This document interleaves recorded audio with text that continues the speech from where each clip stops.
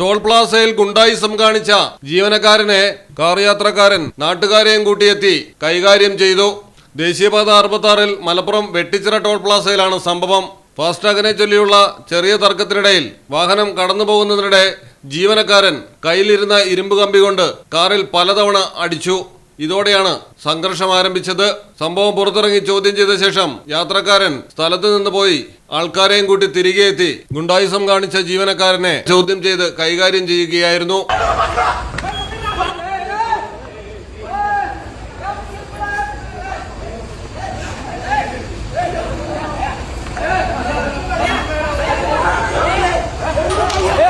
मुश्किल क्या है भाई?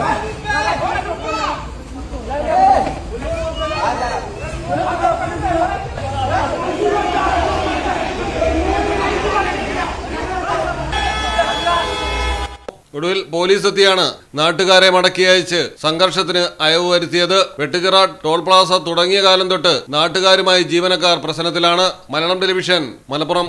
അൽദാൻ അറേബ്യൻ ബേക്സ്, മനസ്സും വയറും ഒരുപോലെ നിറയ്ക്കാം. Bread, wheat bread, burger bun, സമൂൺ, chapati, parotta, cream bun, coconut bun, rusk, ഷവർമയ്ക്കായി ഉപയോഗിക്കുന്ന ചെറിയ ലെബനീസ് കുബൂസും ഇപ്പോൾ മാർക്കറ്റിൽ ലഭ്യമാണ്.